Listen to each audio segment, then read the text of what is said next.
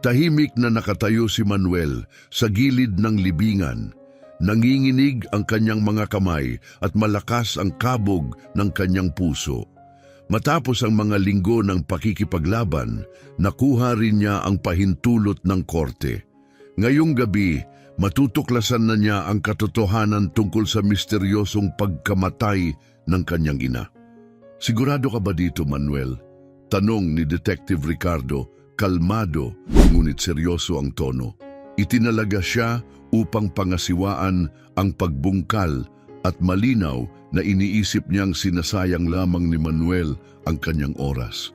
Kapag binuksan na natin ang kabaong, wala nang atrasan. Walang imik si Manuel. Tuyot ang kanyang lalamunan at bumaha sa kanyang isip ang mga alaala ng kanyang ina. Ang mabait nitong ngiti, ang malumanay nitong tinig, at ang paraan ng pagpaparamdam ng seguridad sa kanya. Ngunit may isang alaala rin na bumabagabag sa kanya, ang 16 na buwan na ang nakalipas. Si Danilo, ang kanyang ama, nakatayo ng malamig sa tabi ng libingan, hindi mabasa ang mukha at malayo ang mga mata. May mali noon, malalim ang pakiramdam niyang may mali. Ang tunog ng mga pala na tumatama sa kahoy ang bumalikwas sa kanya sa kasalukuyan. Huminto ang mga manggagawa, pinupunasan ng pawis sa kanilang mga mukha. Hindi makahinga si Manuel habang dahan-dahan nilang inaangat ang kabaong mula sa lupa. Isang simpleng kahong-kahoy, eksaktong gusto ng kanyang ina na hindi kailanman naghangad ng karangyaan. Buksan niyo, bulong ni Manuel, halos hindi marinig ang kanyang tinig. Nag-atubili ang mga manggagawa, tumingin kay Detective Ricardo para sa pahintulot. Tumango si Ricardo at sinimulan nilang alisin ang mga tornilyo ng takip. Ang tunog ng paggiling ng mga tornilyo ang pumuno sa tahimik na gabi. Halos sumabog ang dibdib ni Manuel sa matinding kaba. Sa wakas, lumuwag ang takip. Umatras ang mga manggagawa, maputla ang mga mukha sa gulat. Itinutok ni Detective Ricardo ang kanyang flashlight sa loob at napasinghap. Nanginginig ang mga binti ni Manuel habang yumuko siya upang sumilip. Walang laman ang kabaong. Umatras siya at tila umiikot ang paligid. Hindi ito maaaring mangyari, bulong niya. Nawawala ang bangkay ng kanyang ina. Wala man lamang mga labi, wala kahit ano, isang hungkag na kabaong. Napamura si Detective Ricardo. Hindi ito normal, maring sabi niya. Selyado ang puntod. Walang dapat nakagalaw dito. Nagpaikot-ikot ang isip ni Manuel. Kung wala ang katawan ng kanyang ina, nasaan siya? Buhay pa kaya siya? Nangilabot si Manuel sa pag-iisip. Ngunit kung buhay pa siya, bakit inilibing ng kanyang ama ang isang walang lamang kabaong? Ano ang kanyang itinatago? Kailangan nating iulat ito kaagad, sabi ni Ricardo habang kinukuha ang kanyang telepono. Isa na itong crime scene. Halos hindi narinig ni Manuel ang sinabi. Iisa lang ang pumipilit sa kanyang isip. Ano ba talaga ang nangyari sa aking ina? Hindi siya nakatulog ng gabing iyon. Paulit-ulit na bumabalik sa kanyang isipan ang larawan ng hungkag na kabaong, parang bangungot na hindi niya matakasan. Pagsikat ng araw, nakaupo siya sa isang maliit at madilim na silid interogasyon sa istasyon ng pulis kaharap si Detective Ricardo. Mukhang pagod si Ricardo, maluwag ang pagkakatali ng kanyang kurbata, hindi nagalaw ang kape. Nagsimula na kami ng imbestigasyon, sabi ni Ricardo habang hinihimas ang kanyang noo. Pero hindi ito magiging madali. May kapangyarihan ng tatay mo, Manuel. May pera siya, impluensya, at mga kaibigan sa matataas na posisyon. Kung sangkot siya, kailangan natin ng matibay na ebidensya. Mariing pinisil ni Manuel ang kanyang mga kamao. Sangkot siya, sabi niya sa pagitan ng kanyang mga ngipin. Sigurado ako, hindi basta-basta nawala ang nanay ko, may ginawa siya. Lumapit si Ricardo, pinagmamasdan siya ng mabuti. Bakit mo nasasabi? May nakita ka ba o narinig? Nag-alinlangan si Manuel. Hindi pa niya kailanman nababanggit ang narinig niya noong gabi bago mamatay ang kanyang ina. Maliwanag pa sa kanyang alaala. Papunta siya sa kusina para kumuha ng tubig nang marinig niya ang sigawan mula sa kwarto ng kanyang mga magulang. Nanatili siya sa may pintuan, nanginginig ang dibdib. Akala mo ba hindi ko alam ang tungkol sa kabit mo? Sigaw ng kanyang ina. Nanginginig sa galit ang boses. Akala mo hindi ko alam ang mga binabalak mo? Bawasan mo ang boses mo, mariing sagot ni Danilo. Wala kang alam. Alam ko ang sapat, Danilo.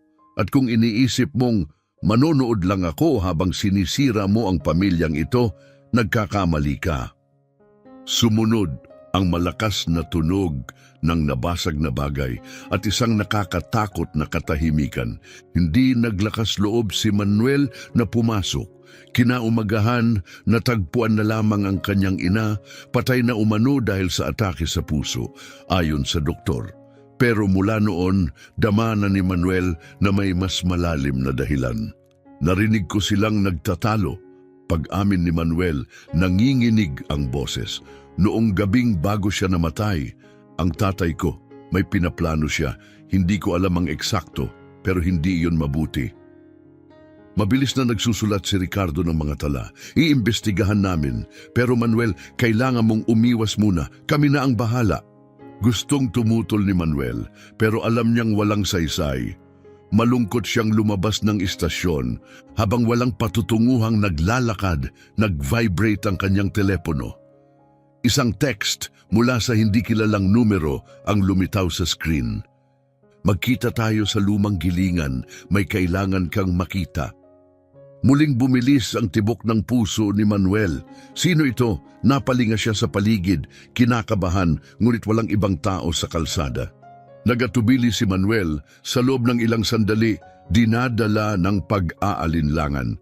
Ngunit mabilis din siyang nakapagpasya, kailangan niyang pumunta, maaaring ito na ang matagal na niyang hinahanap na sagot. Ang lumang gilingan ay nasa dulong bahagi ng bayan, isang abandonadong alaala ng isang panahong matagal nang lumipas. Ipinarada ni Manuel ang kanyang sasakyan malapit dito at maingat na pumasok. Ang bawat yabag niya ay kumakalabog sa hungkag at maalikabok na gusali.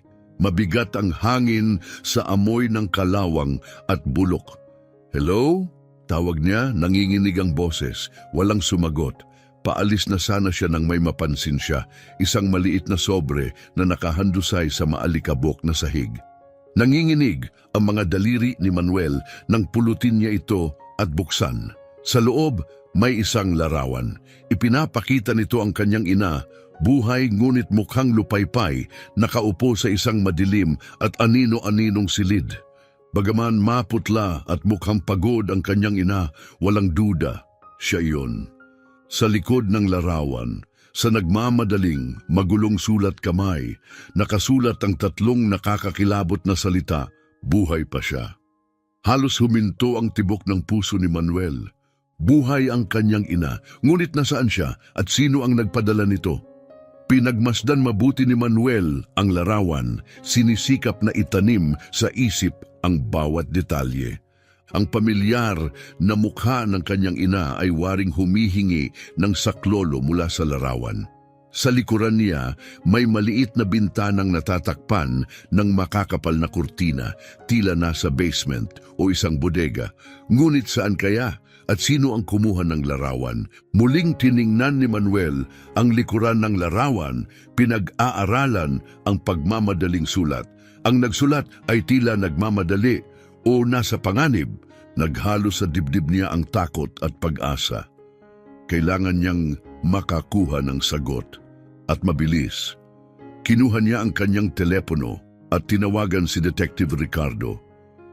Matapos ang ilang pagring, isang inaantok na boses ang sumagot. Manuel, gabi na. Anong nangyari? May nakuha akong larawan, sabi ni Manuel. Halos nagsisiksikan ang mga salita. Ang nanay ko, buhay siya. May nagpadala ng patunay. Sandaling natahimik sa kabilang linya.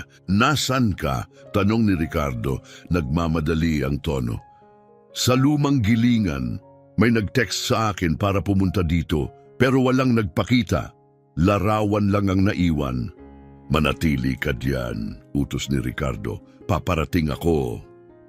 Nagsimula ng maglakad-lakad si Manuel. Bawat hakbang ay nagbubulabog ng alikabok sa sahig. Umiikot ang kanyang isip sa mga tanong. Sino ang nagpadala ng mensahe? Tinutulungan ba siya o isang patibong ito? Hindi niya maalis ang pakiramdam na may mga matang lihim na nagmamasid sa kanya. Ilang minuto ang lumipas bago dumating si Ricardo, mabilis na pumarada sa labas.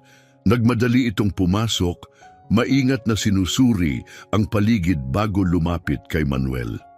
Ipakita mo ang larawan, sabi niya. Inabot ni Manuel ang larawan. Sinuri ito ni Ricardo at nanikip ang kanyang panga. Binabago nito ang lahat, bulong niya. Kung buhay ang nanay mo, may nagsisinungaling mula pa sa simula at may hinala na ako kung sino. Sumama ang pakiramdam ni Manuel. Ang tatay ko, bulong niya. Tumango si Ricardo, seryoso. Kailangan nating dalhin siya para sa investigasyon. Pero kailangan nating maging maingat. Kung siya nga ang may sala, hindi siya madaling bibigay. Kinabukasan ng umaga, nerbyosong nakaupo si Manuel sa istasyon ng pulis, hindi mapakali ang kanyang tuhod. Ipinatawag ni Detective Ricardo si Danilo Santos para sa interogasyon at iginiit ni Manuel na naroon siya. Kailangan niyang makita ang kanyang ama sa mata. Bumukas ang pinto. Pumasok si Danilo, kalmado at maayos, suot ang isang madilim na suit at maingat na inayos ang buhok.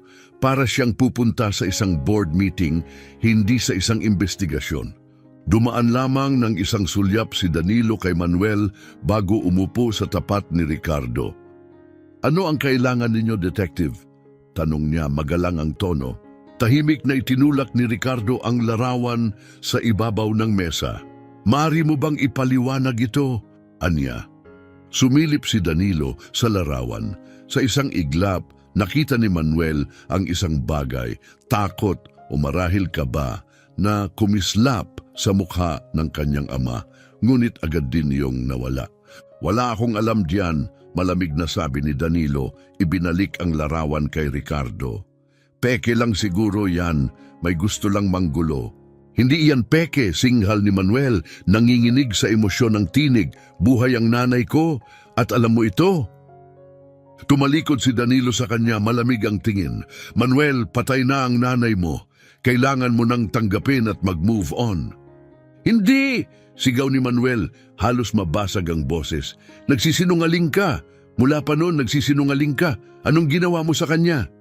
Nanigas ang panga ni Danilo, hindi siya sumagot. Sa halip, tumayo siya, inayos ang kanyang suit. Kung wala kayong matibay na ebidensya, aalis na ako. Matigas niyang sabi at naglakad na papalayo. Napabuntong hininga si Ricardo, halatang naiinis. Hindi pa tayo tapos, Mr. Santos, manatili ka sa bayan, huwag kang tatakas. Bahagyang tumango si Danilo at umalis, nag-iingay ang kanyang mga hakbang sa pasilyo. Napasubsob si Manuel sa upuan, masakit ang dibdib. May tinatago siya, bulong ni Manuel, at malalaman natin kung ano, pangako ni Ricardo. Pero kailangan natin ng mas matibay na ebidensya at alam ko na kung saan tayo magsisimula. Kinahapunan, huminto sina Ricardo at Manuel sa harap ng bahay ng pamilya Santos. Ang malaking bahay ay nagmukhang nakakatakot, parang isang dambuhalang anino. Parang mga hungkag na mata ang mga bintana nito. Perpekto ang pagkakaayos ng damuhan, bawat damo pantay ang haba. Nanikip ang dibdib ni Manuel habang tinitigan ang bahay na dati niyang tinawag na tahanan.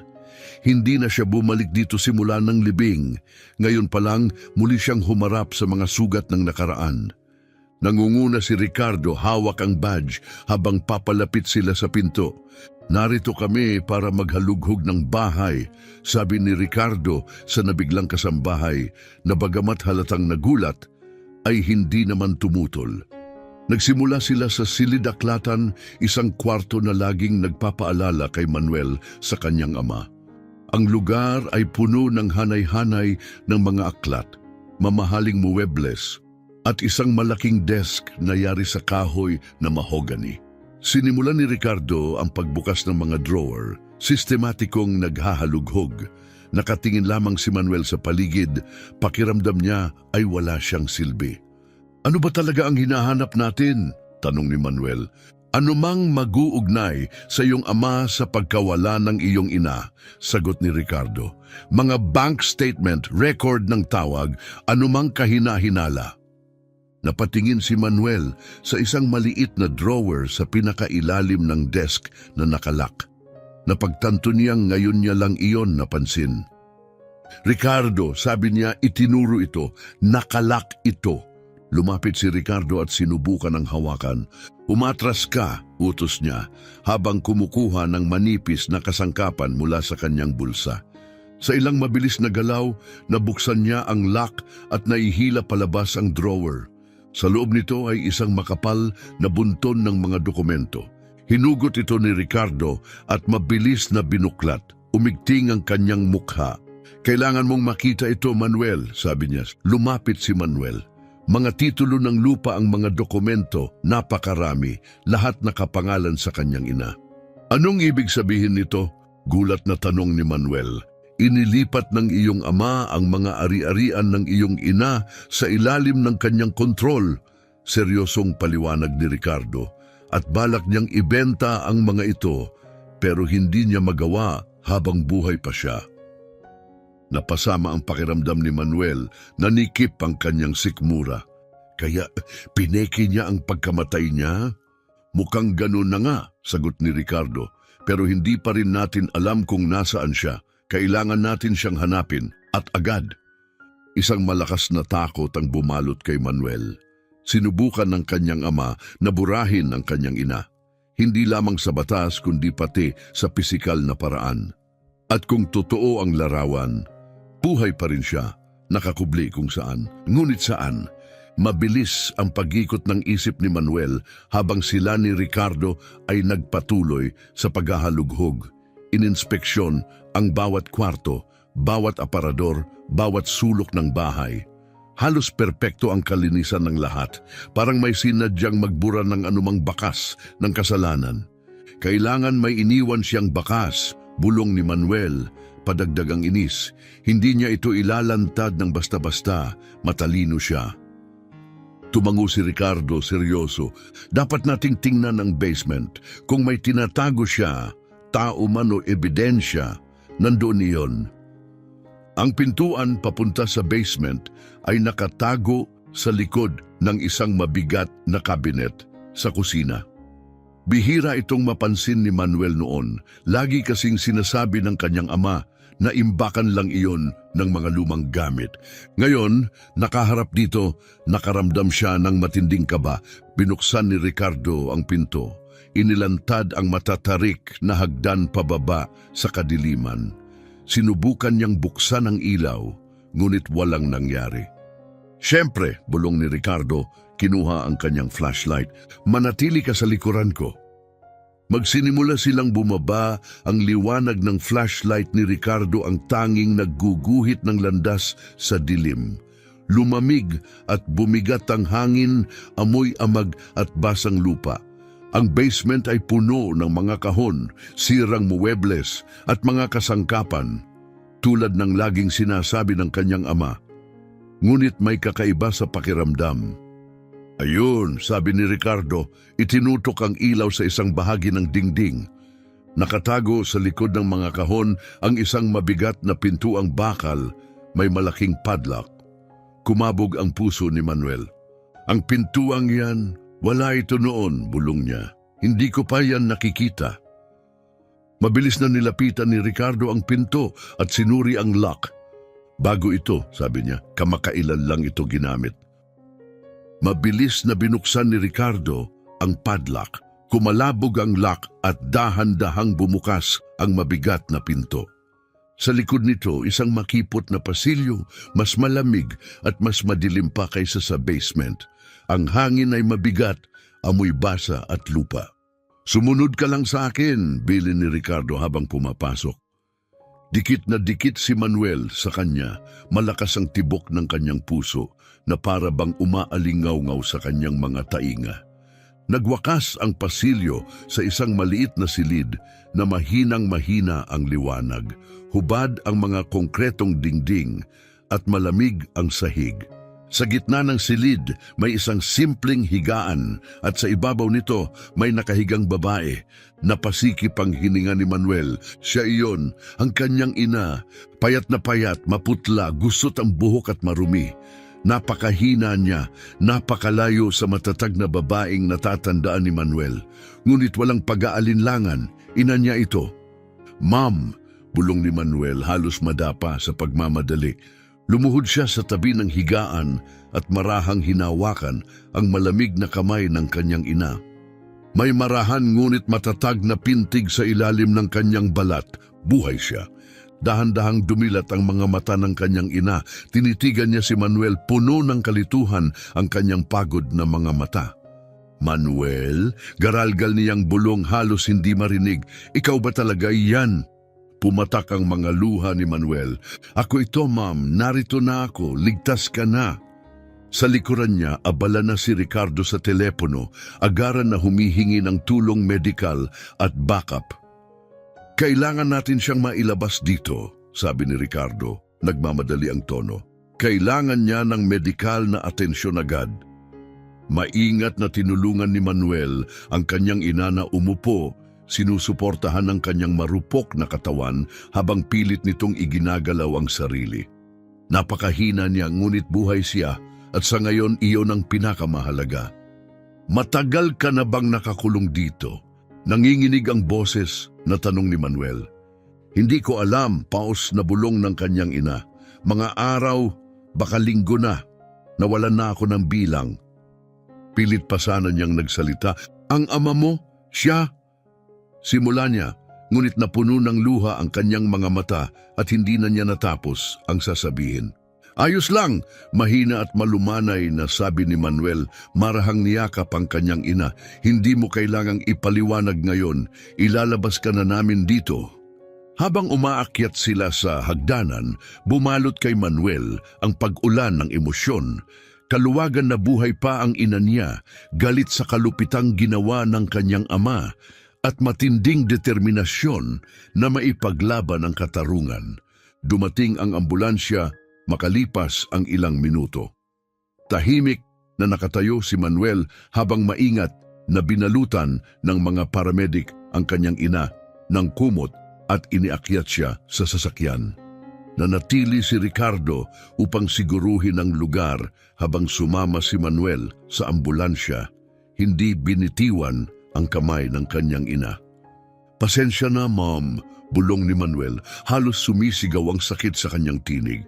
"Dapat napansin ko agad. Dapat nahanap kita agad." Umiling ang kanyang ina, mahina. "Hindi mo kasalanan ito, Manuel," bulong niya. "Ang ama mo, siya ang mapanganib. Sinubukan kong pigilan siya, pero..." Unti-unting humina ang kanyang tinig, tinangay ng labis na pagod. Mariing pinipigil ni Manuel ang galit. Ang ama niya ang may gawa nito. Ikinulong nito ang sarili nitong asawa, pineke ang kanyang kamatayan at sinubukang nakawin ang lahat ng kanyang pag-aari, lahat para sa pera at kapangyarihan. Wala nang saysay ang mga dahilan. Ang mahalaga ay ang pagsigurong mapanagot siya. Sa ospital, tanging ang tuloy-tuloy na tunog ng heart monitor ang pumupuno sa katahimikan. Naupo si Manuel sa tabi ng kanyang ina, hawak ang kanyang kamay habang ito'y nagpapahinga. Napakaliit at napakamarupok niya kumpara sa matatag at masiglang babaeng kanyang naaalala. Pero buhay siya at iyon ang pinakamahalaga. Tumawag si Detective Ricardo upang magbigay ng balita. Inilabas na ang warrant of arrest para kay Danilo Santos, ngunit nakatakas na siya. Wala silang lead, wala silang bakas kung saan siya nagtungo. Tiniyak ni Ricardo na ginagawa nila ang lahat ng makakaya, ngunit sa kaibuturan ng kanyang puso, alam ni Manuel ang totoo, matalino ang kanyang ama. Kung ayaw nitong mahuli, mahirap itong matagpuan. Bigla namang nag-vibrate ang telepono ni Manuel. Pagtingin niya, may mensahe mula sa hindi kilalang numero. Kung gusto mong malaman ang totoo, magkita tayo sa kubo. Mag-isa ka. Kumabog ang puso ni Manuel. Ang kubo, isang liblib na ari-arian sa gitna ng kagubatan, isang lugar na madalas nilang puntahan noong bata pa siya. Palaging tinatawag yon ng kanyang ama bilang kanyang kanlungan. Kung nagtatago man si Danilo, malamang nandoon siya. Nag-alinlangan si Manuel, dapat niyang tawagan si Ricardo.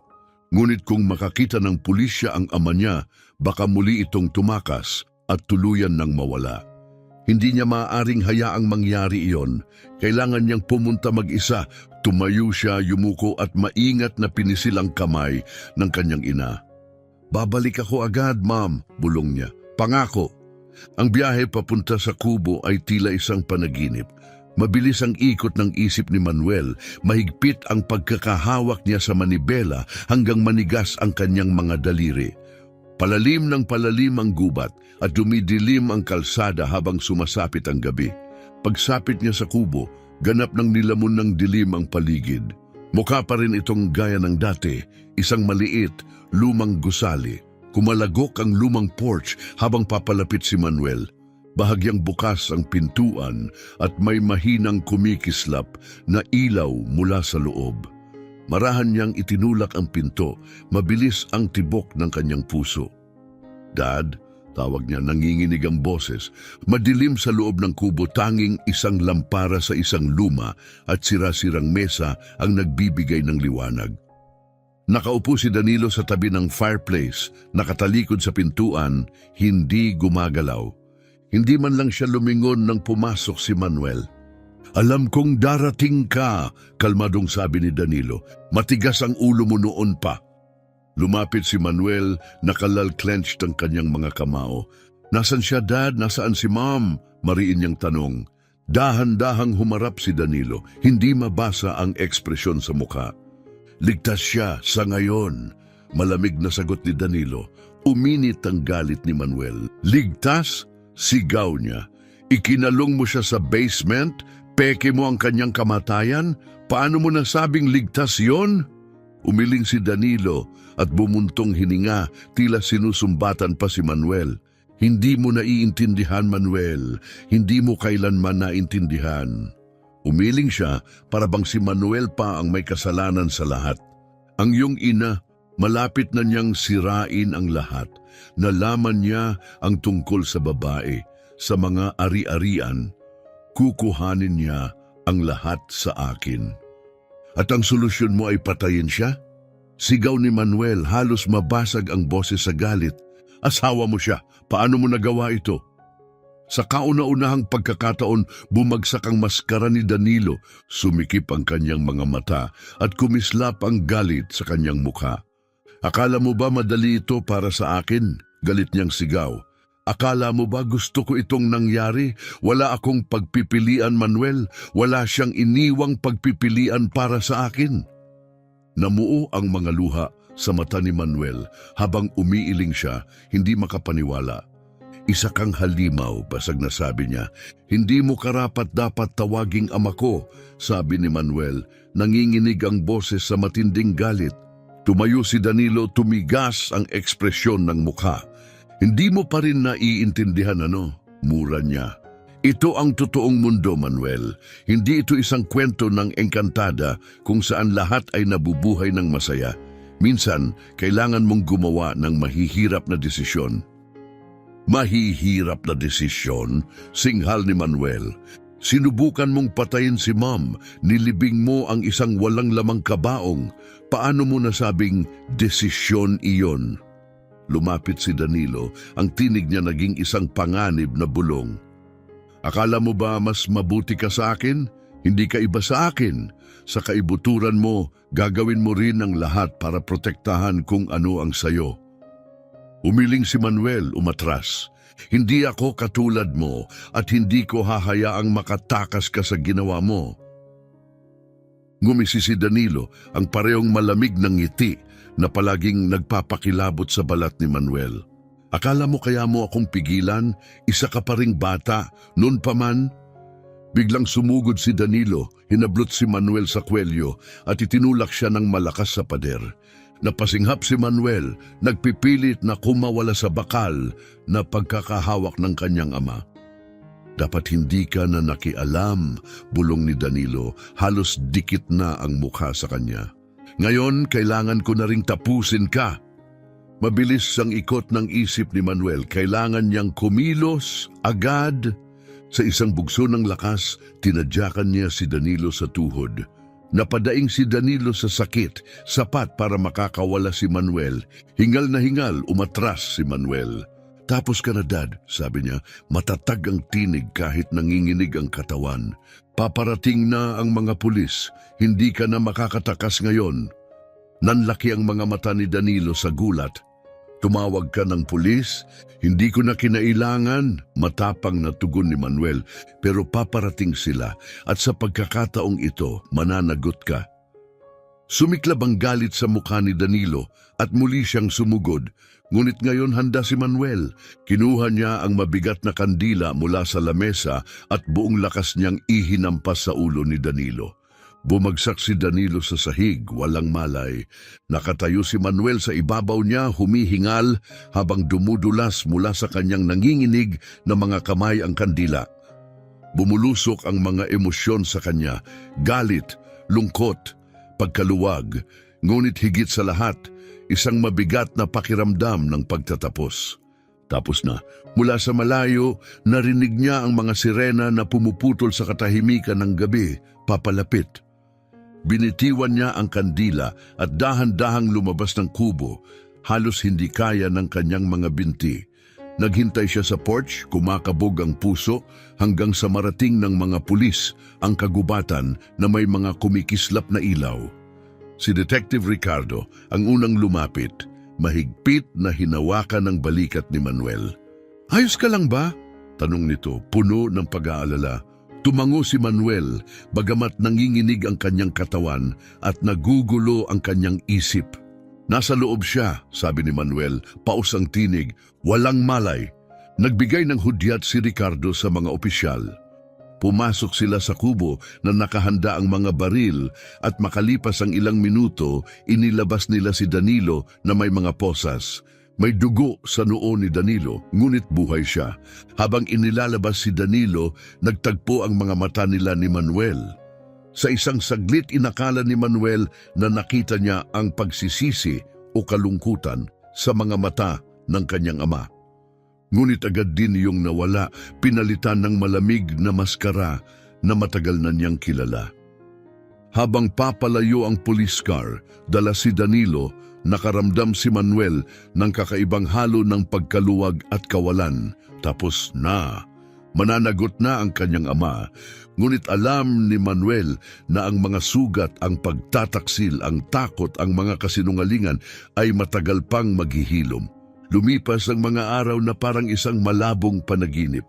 Halos hindi umalis si Manuel sa ospital. Palaging nakaupo sa tabi ng kanyang ina habang unti-unti itong bumabangon. Mahina pa rin siya, ngunit tiwala ang mga doktor na tuluyan siyang gagaling. Sa kabila ng lahat ng pinagdaanan niya, nakaligtas siya. At iyon ang nagbigay kay Manuel ng pag-asa. Isang maaraw na hapon, habang ang liwanag ng araw ay bumubuhos sa bintana ng ospital, inabot ng kanyang ina ang kamay niya. "Manuel," mahina ngunit matatag na wika niya, "salamat dahil hindi mo ako sinukuan." Napaluha si Manuel habang marahang pinisil ang kamay ng kanyang ina. "Hindi ko kailanman magagawang iwan ka, Ma'am," bulong niya. "Mahal na mahal kita." Ngumiti ang kanyang ina, kumikislap ang mga luha sa kanyang mga mata. "Mahal din kita, Manuel, higit pa sa lahat." Makalipas ang ilang araw, bumisita si Detective Ricardo sa ospital na may dalang balita. Si Danilo Santos ay opisyal ng kinasuhan sa tangkang pagpatay, pandaraya at marami pang ibang krimen. Siksik ang ebidensya laban sa kanya, ang mga peking titulo, ang hungkag na kabaong at ang nakatagong basement. Wala na siyang takas sa hustisya. Hindi ka na niya muling masasaktan, paniniguro ni Ricardo. Ilang dekada siyang mabubulok sa kulungan. Tumango si Manuel, nagpapasalamat, ngunit batid na ang paghilom ay mangangailangan ng panahon. Bagamat tapos na ang laban, ang mga alaala ay mananatili. Ngunit sila ng kanyang ina ay nakaligtas at magkasama nilang muling bubuuin ang kanilang buhay. Makalipas ang ilang linggo, lumipat si Manuel at ang kanyang ina sa isang maliit ngunit maaliwalas na bahay sa gilid ng bayan. Hindi ito marangya, ngunit puno ito ng init, kaligtasan at pag-asa. Pinuno nila ang bawat araw ng muliliit ngunit mahalagang sandali ng kasiyahan at muling pagbabangon. Isang gabi, habang nakaupo sila sa porch at pinagmamasdan ang paglubog ng araw, nagtanong si Manuel sa kanyang ina, "Iniisip mo pa ba siya?" Tahimik ang kanyang ina ng ilang sandali, nakatitig sa lumalabong liwanag. "Minsan," sagot niya sa wakas, "pero hindi sa paraang inaakala mo. Hindi ko siya namimiss. Hindi ko siya kinamumuhian." Tumitig siya kay Manuel, puno ng tahimik na lakas ang kanyang tinig. "Naawa ako sa kanya. Naipagpalit niya ang lahat, pamilya, pag-ibig, kaligayahan, para sa wala." Tumango si Manuel, unti-unting naiintindihan ng lahat.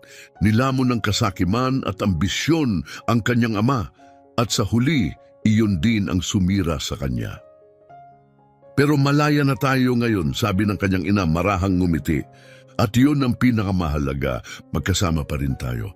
At mayroon tayong bagong simula, isang bagay na hindi kailanman nagkaroon siya." Ngumiti si Manuel pabalik, nakaramdam ng katahimikan na matagal na niyang hindi naramdaman. Nalampasan nila ang kadiliman at habang pinagmamasdan nila ang paglubog ng araw, alam ni Manuel na magiging maayos sila. Ang kanilang kwento ay kwento ng pagtataksil, sakit at sa huli, katubusan. Ang pagmamahal ng isang anak, ang katatagan ng isang ina, at ang hindi matitinag na ugnayan na tumulong sa kanilang malampasan ang malupit na pagsubok. Bagamat ang nakaraan ay mag-iiwan ng mga bakas, ito rin ang magsisilbing paalala ng kinabukasang pinaglaban nila. At ng kapayapaang sa wakas ay kanilang natagpuan